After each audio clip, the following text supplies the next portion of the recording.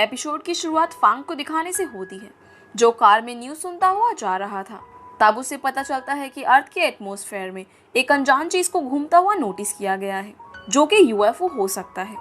तभी फांग का डॉक्टर उसे कॉल करके बताता है कि आज बारिश होने वाली है, इसीलिए वो सावधान रहे। अब कॉल पर बात करने की वजह से फांग का ध्यान भटक जाता है और उसकी गाड़ी का एक्सीडेंट हो जाता है, जिसमें उसको काफी चोट लगती है। तभी हम देखते हैं एक लड़की शायजा उसकी तरफ आती है, जिसने कुछ भी नहीं पहना हुआ था। असल में ये एक एलियन होती है जो यूएफओ से उतरी थी। तब वो एक चादर लपेटकर फांग के पास आती है और उसकी बॉडी को छूते हुए सोचने लगती है कि ये कितना हैंडसम है। फिर वो अपनी सर को झटकती है और अपनी पावर से फांग को ठीक कर देती है। तब वो देखती है कि उसकी कार ब्लास्ट होने वाली है, इसीलिए वो फांग के सामने आ जाती है ताकि फांग को कुछ भी ना हो। और गाड़ी ब्लास्ट होने पर शाओजो पर उसका असर पड़ता है, जिस वजह से उसके मुंह से खून निकलने लगता है, जो कि ब्लू कलर का था। और शाइजा खुद प्रेशर के कारण नदी में गिर जाती है, लेकिन गिरने से पहले उसके खून की एक बूंद फांग के हाथ पर गिर जाती है। और साथ ही शाइजा के लॉकेट में से एक चमकीली चीज निकलकर फांग की बॉडी पर गिर जाती है। अब अगले सीन में हम फांग को देखते हैं, जो अपने घर में उठता है और एक डॉक्टर आकर उसे बताता है कि तुम्हारा एक्सीडेंट हो गया था, पर अब तुम बिल्कुल ठीक हो।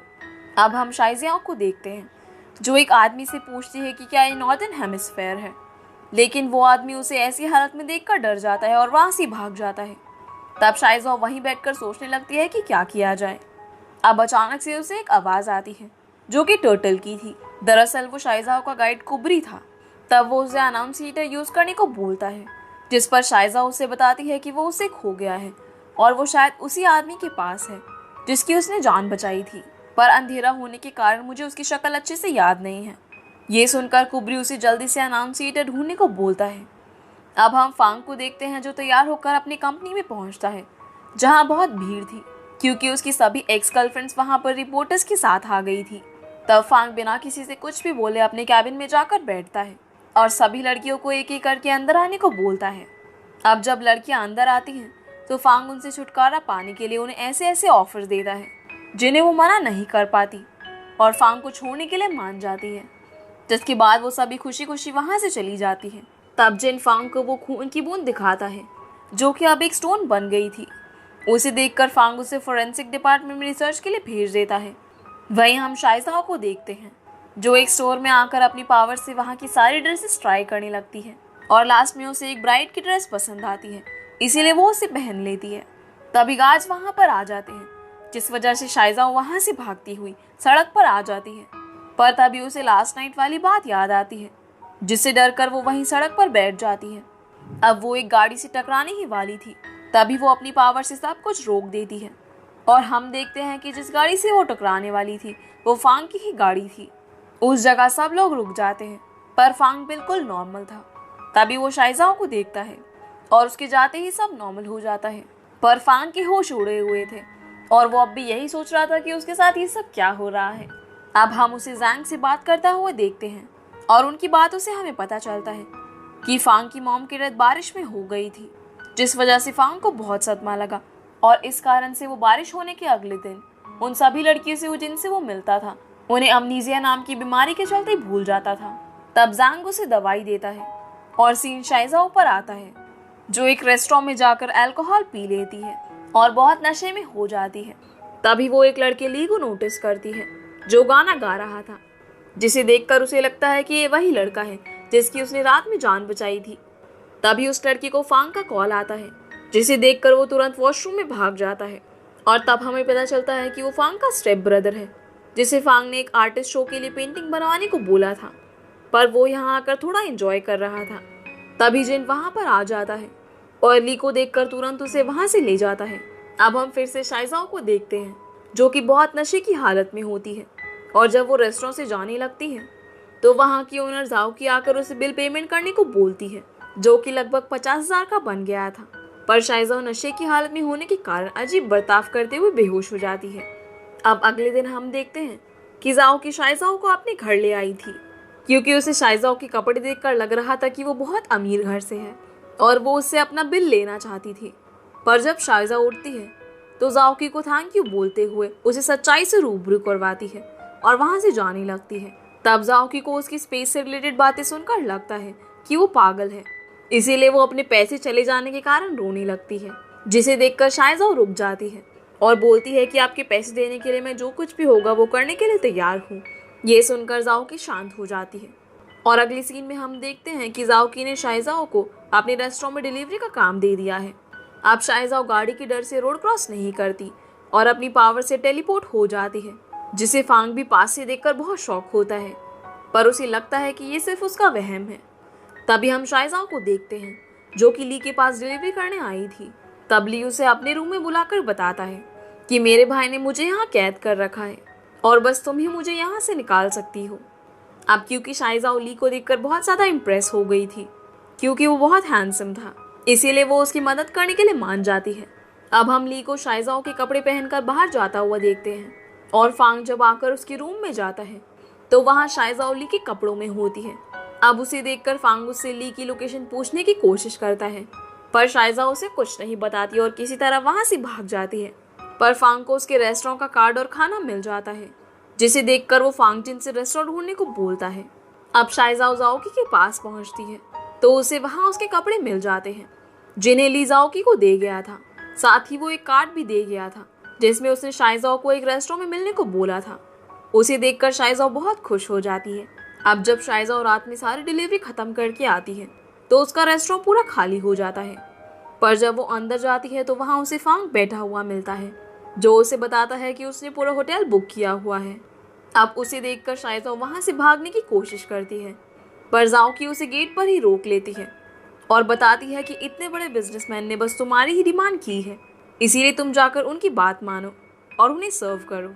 ये सुनकर शायजाओ को जाओकी की बात माननी पड़ती है और वो मेन्यू लेकर फांग के पास जाती है, जो उसे बोलता है कि मुझे यहाँ की हर एक डिश चाहिए और हम दोनों साथ में खाते हुए ली के बारे में बात करेंगे। तब शायजाओ उसे ऐसा करने से मना करने की कोशिश करती है, पर एट द एंड उसे उसकी बातें माननी ही पड़ती है।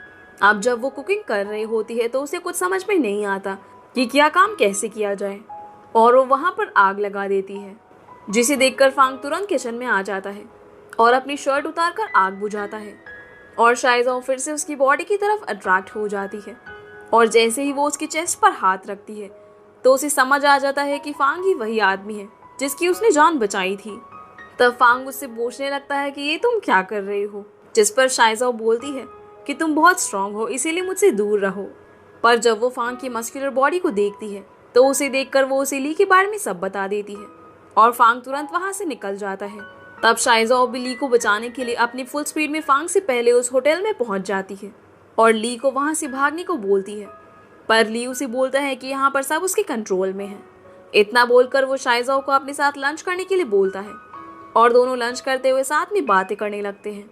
तब हैंडशेक करते वक्त ली शाओजाओ से पूछता है कि तुमने ग्लव्स क्यों पहने हुए हैं, जिस पर वो बताती है कि हम जैसे एलियंस की स्किन बहुत सेंसिटिव होती है और अगर तुम उसे डायरेक्ट टच करोगे तो कुछ बहुत बुरा होगा।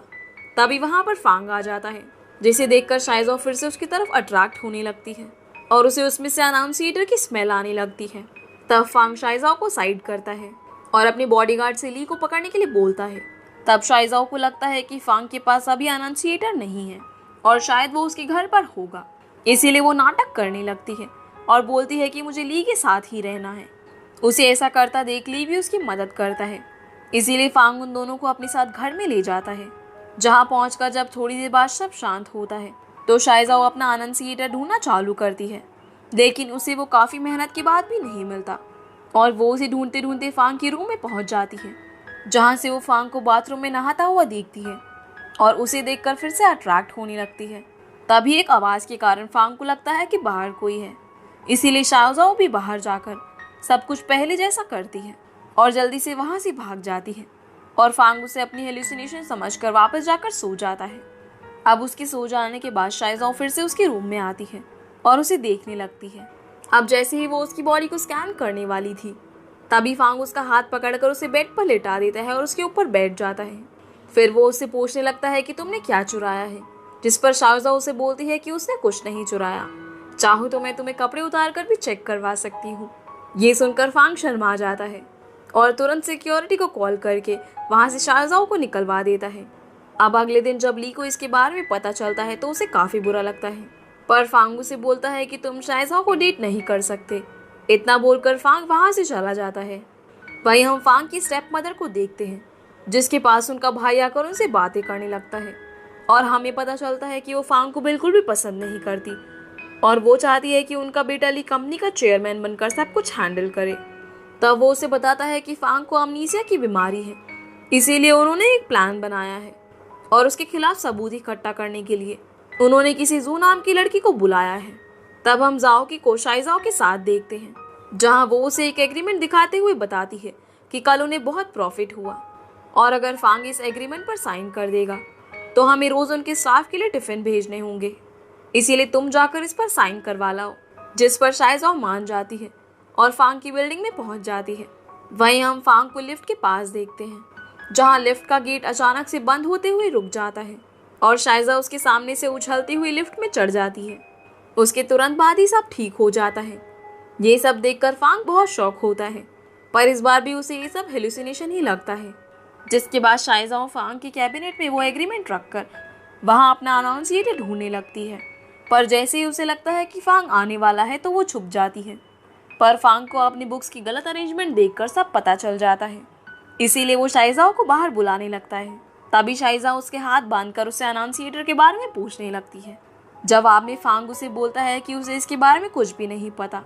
तब बातें बातों में शाइजाओ उसे ये भी बता देती है कि उसने उस रात उसकी जान बचाई थी, जिस पर फांग को भरोसा नहीं होता क्योंकि फांग के हिसाब से उस वक्त वहां पर कोई नहीं था। तभी वहां पर फांग की अंकल की आवाज आती है और फांग शाइजाओ को नीचे करके चुप रहने को बोलता है। उसके अंकल उसे आकर बताते हैं कि जू उससे मिलने आई है, जिस पर फांग उसे झूठ बोलने को बोलता है कि उसकी तबीयत खराब है। अब अंकल के जाने के बाद शाइजाओ भी गुस्से में वहां से चली जाती है और फांग के अंकल जब ये बात जाकर जू को बताते हैं तो वो समझ जाती है कि वो झूठ बोल रहा है, इसीलिए वो गुस्से में वहां से चली जाती है और उसकी गाड़ी तोड़ देती है। वहीं फांग फॉरेंसिक डिपार्टमेंट में जाकर साइंटिस्ट से उस स्टोन के बारे में पता करता है, जिस पर साइंटिस्ट कुछ बताने ही लगता है। तभी जिन फांग को कॉल करके गैरेज में आने को बोलता है। जब फांग गैरेज में जाता है तो जू उसे उसकी गाड़ी के पैसे देते हुए बोलती है कि मेरे डैड ने बस मेरी ब्लाइंड डेट तुम्हारे साथ फिक्स करी थी, इसीलिए मुझे बस एक बार तुम्हें देखना था। और इतना बोलकर वो वहां से चली जाती है और फांग जू पर नजर रखने को बोलता है। वहीं हम ली को देखते हैं, जिसे जू का मैसेज मिलता है और वो अपने पुराने विजन में खो जाता है, जिसमें वो जू के साथ बहुत खुश था, पर एक टाइम पर उनका ब्रेकअप हो गया था। दूसरी तरफ हम शाइजा और जाओकी को बातें करते हुए देखते हैं। तभी वहां ली पहुंच जाता है और शाइजा उसे बातें करते हुए उसके साथ ड्रिंक करने लगता है, पर बहुत ज़्यादा ड्रिंक करने की वजह से वो बेहोश हो जाता है और उसे शाइजाओ में जू दिखने लगती है, इसीलिए ली उसका हाथ पकड़ लेता है। पर उस वक्त शाइजाओ ने ग्लव्स नहीं पहने हुए थे, इसीलिए उसे कुछ होने लगता है और वो कांपती हुई स्टोर रूम में जाकर बैठ जाती है। अब क्योंकि काफ़ी देर हो जाती है और ली का कुछ अता पता नहीं होता, इसीलिए फांग उसकी लोकेशन ट्रेस करके सीधा उसी रेस्टोरेंट में पहुंच जाता है, जहां पहले मिस जाओकी उसे अंदर जाने से रोकती है क्योंकि ली ने पहले ही पूरा रेस्टोरेंट बुक करा हुआ था। पर जैसे ही उसे पता चलता है कि ली फांग का भाई है तो वो उसे अंदर जाने देती है। अब अंदर जाकर फांग ली को नशे की हालत में देखता है तो बहुत डर जाता है और तुरंत जिन को कॉल करके उसे लेकर जाने को बोलता है। तभी उसकी नज़र स्टोर रूम में पड़ती है, जिसके अंदर जब वो जाता है तो वहां पर सब फैला हुआ था और शाइजाओ साइड में बैठी हुई अभी भी कांप रही थी। उसे देखकर फांग बहुत घबरा जाता है और तुरंत एम्बुलेंस को कॉल करने लगता है, पर शाइजाओ उसे ऐसा करने से मना करती है और उसके गले लग जाती है, जिससे शाइजाओ को आराम मिलता है और वो बोलती है कि तुम कितने गर्म हो। ये सुनकर फांग उसे खुद से दूर करता है। तभी शाइजाओ उसे किस करती है और ये एपिसोड यहीं पर ख़त्म हो जाता है। तो गाइस, ये थी आज की वीडियो एंड आई होप आप लोगों को ये वीडियो पसंद आई होगी। तो वीडियो को लाइक करके चैनल को सब्सक्राइब ज़रूर कीजिएगा। तो आपसे फिर मिलते हैं अगले एपिसोड में, तब तक के लिए गुड बाय।